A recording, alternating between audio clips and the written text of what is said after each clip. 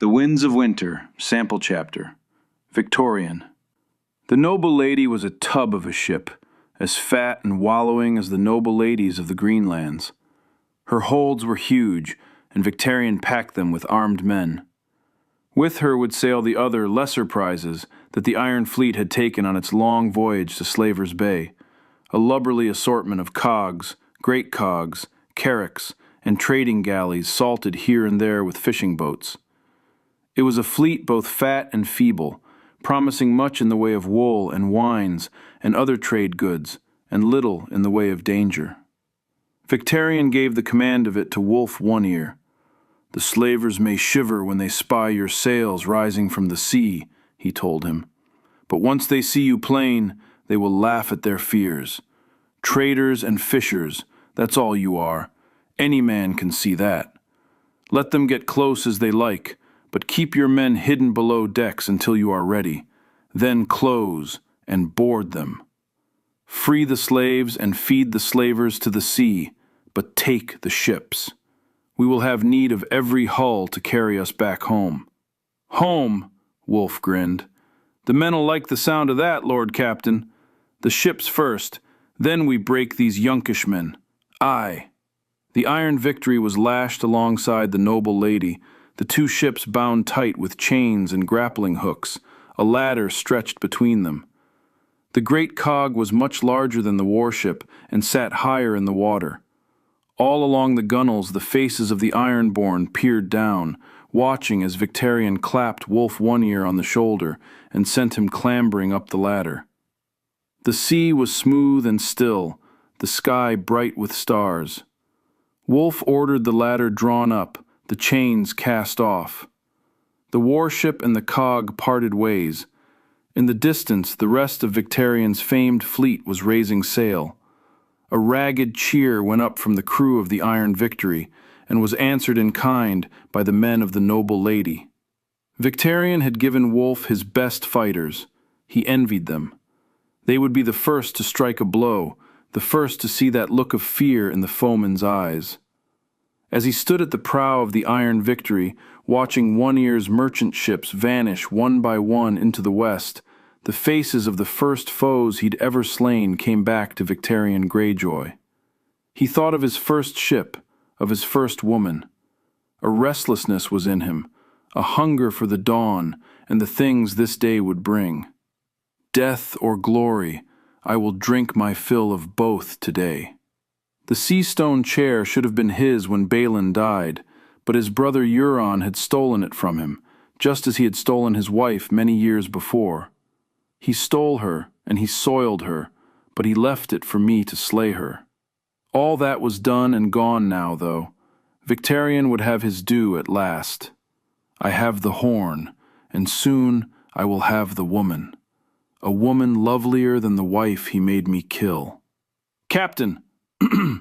The voice belonged to Longwater Pike.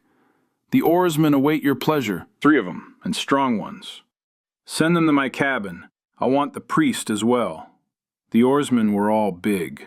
One was a boy, one a brute, one a bastard's bastard. The boy had been rowing for less than a year, the brute for 20. They had names, but Victarion did not know them. One had come from Lamentation, one from Sparrowhawk, one from Spider Kiss. He could not be expected to know the names of every thrall who had ever pulled an oar in the Iron Fleet. "Show them the horn," he commanded, when the 3 had been ushered into his cabin. Makoro brought it forth, and the dusky woman lifted up a lantern to give them all a look.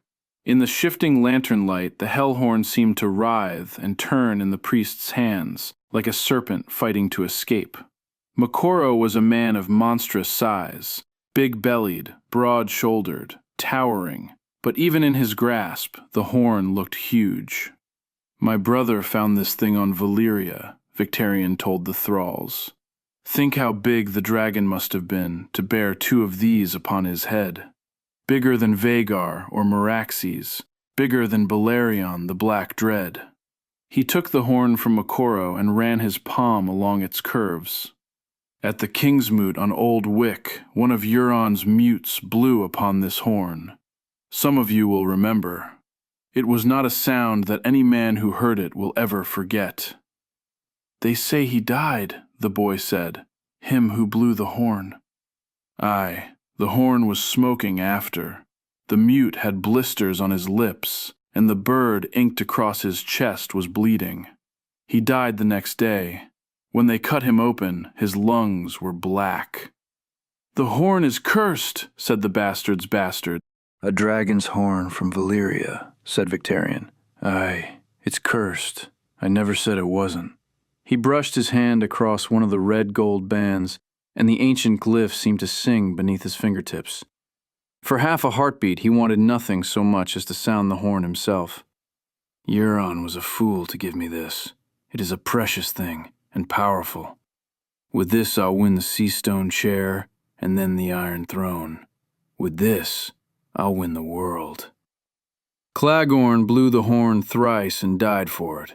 He was as big as any of you, and strong as me. So strong that he could twist a man's head right off his shoulders with only his bare hands. And yet the horn killed him. "It will kill us too, then," said the boy. Victarion did not oft forgive a thrall for talking out of turn, but the boy was young, no more than 20, and soon to die besides. He let it pass. "The mute sounded the horn 3 times. You 3 will sound it only once.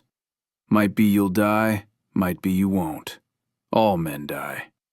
The Iron Fleet is sailing into battle. Many on this very ship will be dead before the sun goes down, stabbed or slashed, gutted, drowned, burned alive. Only the gods know which of us will still be here come the morrow. Sound the horn and live, and I'll make free men of you, 1 or 2 or all 3. I'll give you wives, a bit of land, a ship to sail, thralls of your own. Men will know your names." "Even you, Lord Captain?" asked the bastard's bastard. "Aye. I'll do it then." "And me," said the boy.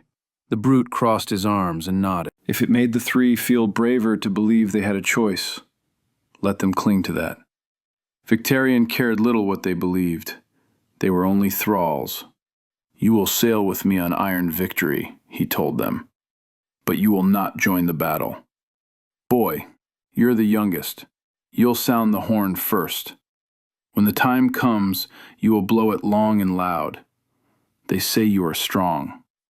Blow the horn until you are too weak to stand, until the last bit of breath has been squeezed from you, until your lungs are burning. Let the freedmen hear you in Marine, the slavers in Yunkai, the ghosts in Astapor. Let the monkeys shit themselves at the sound when it rolls across the Isle of Cedars. Then pass the horn along to the next man. Do you hear me? Do you know what to do?" The boy and the bastard's bastard tugged their forelocks. The brute might have done the same, but he was bald. "You may touch the horn. Then go." They left him one by one, the 3 thralls and then Moqorro. Victarion would not let him take the Hellhorn.